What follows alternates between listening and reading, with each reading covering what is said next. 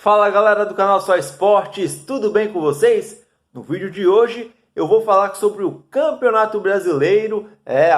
O primeiro turno está chegando ao fim e, como sempre, tem aquelas equipes que estão na zona de rebaixamento, outras equipes que estão no meio da tabela, mas quando chega o segundo turno, muitos times acabam tendo uma arrancada incrível e surpreendem a todos. Então, eu vou falar de 4 equipes que tiveram arrancadas espetaculares na era dos pontos corridos, começando pelo São Paulo de 2008, o tricolor paulista que foi campeão da Libertadores, do Mundial e do Estadual em 2005, campeão brasileiro em 2006, já sob o comando do Muricy Ramalho, bicampeão brasileiro de 2007 com várias rodadas de antecedência, ou seja, o São Paulo era um dos favoritos para o título em 2008, só que o tricolor paulista começou mal o campeonato, muito por conta também que poupou vários jogadores para a disputa da Libertadores. Vale ressaltar que o calendário da Libertadores, não era como os atualmente, Então os jogos das quartas, semifinal eram disputados em maio,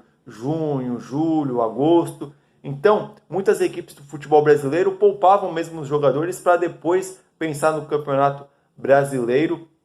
E o São Paulo acabou sendo eliminado para o Fluminense nas quartas de final, venceu o primeiro jogo por 1-0 e perdeu por 3-1 no Maracanã, com gol do Washington nos minutos finais. E essa eliminação machucou o torcedor São Paulino, porque foi no finalzinho. Então o São Paulo demorou a engrenar no Campeonato Brasileiro. Para se ter uma ideia, acabou o primeiro turno, o São Paulo estava 8 pontos atrás do líder Grêmio. Na 26ª rodada estava em 5º lugar. Ou seja, para o São Paulo ser campeão, o Grêmio tinha que tropeçar, tropeçar, tropeçar e tropeçar. E o São Paulo vencer, vencer e vencer. E adivinha o que aconteceu? Isso mesmo que vocês pensaram. O São Paulo conseguiu essa arrancada e o Grêmio perdeu pontos preciosos. E o tricolor paulista conseguiu ultrapassar o imortal. Tanto que na penúltima rodada o São Paulo só dependia de si para ser campeão. Mas o Fluminense novamente atrapalhou os planos do tricolor paulista. 1-1 jogo no Morumbi. E a decisão, a decisão do título ficou para a última rodada. O São Paulo só dependia de si, precisava vencer o Goiás no Distrito Federal, já que o Goiás não mandou seu jogo no Serra Dourada.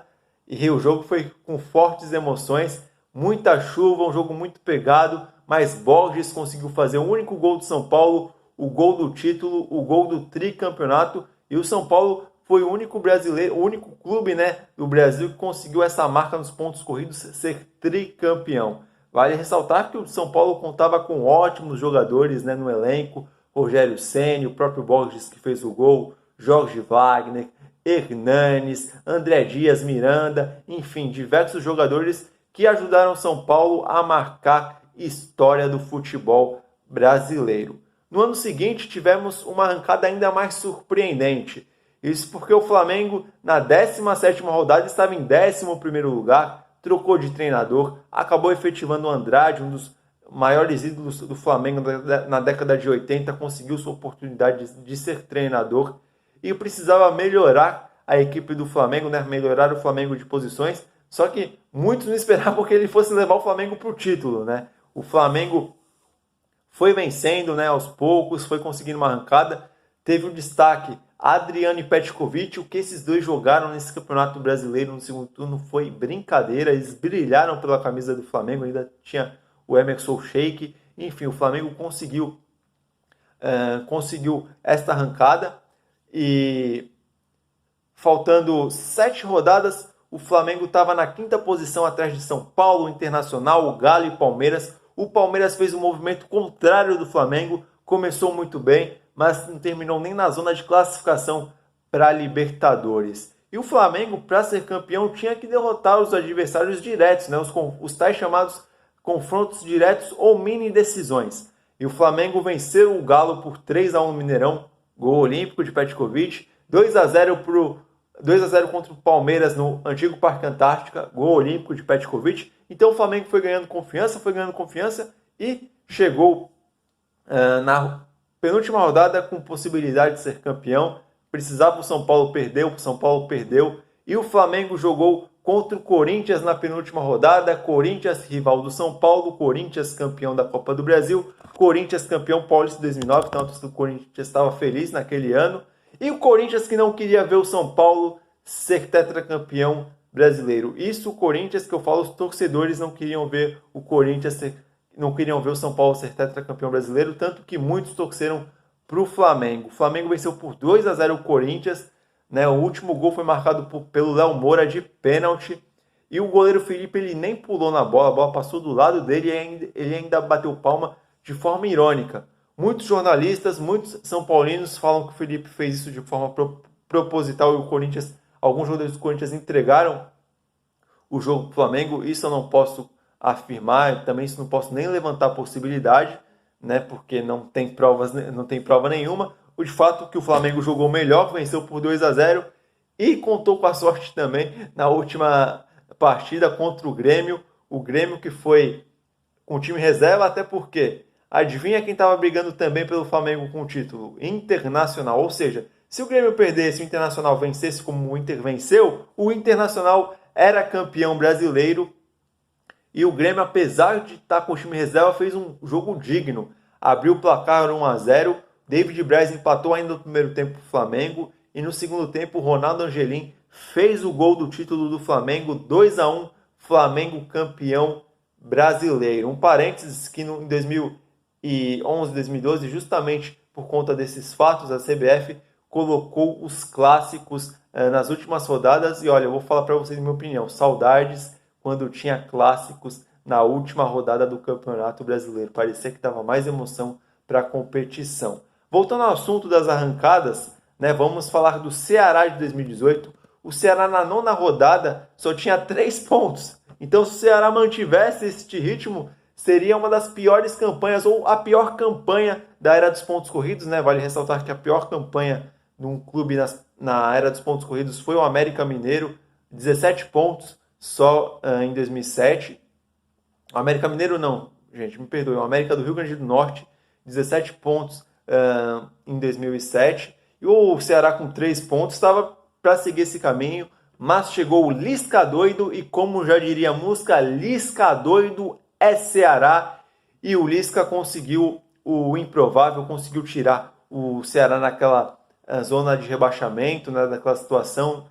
O Ceará ficou 20 e poucas rodadas na zona de rebaixamento, até que o time conseguiu sair dela e na última rodada empatou com o Vasco em 0-0 e conseguiu escapar do rebaixamento. Um dos destaques daquele elenco foram para o Santos, Everson e Felipe Jonathan, a pedido do treinador Jorge Sampaoli.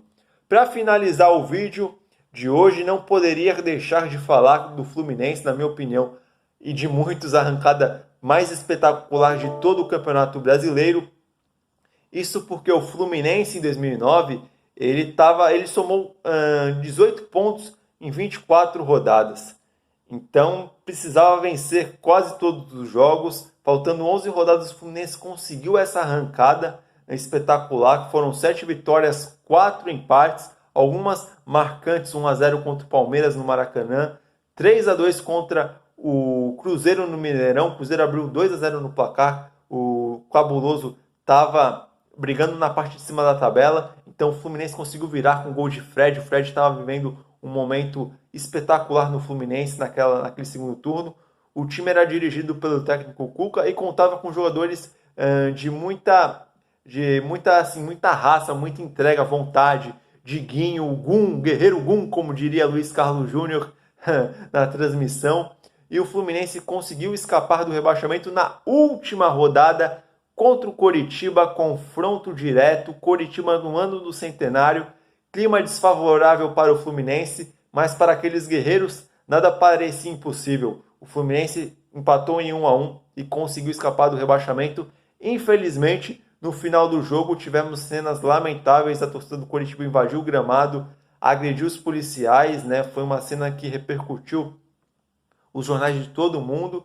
Mas, voltando a falar do Fluminense, o Fluminense conseguiu escapar e foi vice-campeão da Copa Sul-Americana. Então, ao mesmo tempo que o Fluminense disputava para não ser rebaixado, disputava o título da Sul-Americana, novamente perdeu para a LDU. Né? O primeiro jogo foi 5-1 na altitude, depois venceu por 3-0 no Rio de Janeiro, que não foi suficiente. mas essa trajetória terminou feliz para o Fluminense.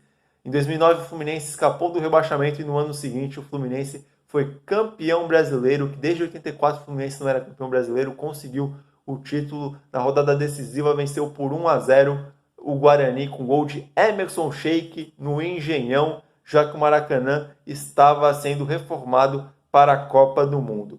Além do Fluminense, desses times que eu citei, tem o Avaí, de 2009, conseguiu uma bela arrancada, o Santos, de 2008, que não conseguiu uma bela arrancada, mas conseguiu podemos dizer assim, uma mini arrancada e conseguiu escapar do rebaixamento. A Chapecoense, que um ano antes tinha acontecido aquela tragédia que vitimou muitos jogadores, né? Muitos jogadores perderam a vida no acidente aéreo, mas no ano seguinte a Chapecoense conseguiu a classificação para a Libertadores de forma heróica, né? Para a pré-Libertadores. Então essas são algumas das campanhas que chamaram a atenção, umas arrancadas espetaculares. Vale ressaltar que todo ano tem essas arrancadas, então por isso que o Campeonato Brasileiro é um dos torneios mais disputados, mais equilibrados, mais emocionantes de todo o mundo. Então, pessoal, esse foi o vídeo de hoje. Espero que vocês tenham gostado. Não esqueçam de dar aquela joinha no canal Só Esporte, porque a gente sempre traz conteúdos bacanas, informações diferentes aqui para vocês. Então, até a semana que vem. Tchau, tchau antecipado. Tchau, tchau e até a próxima.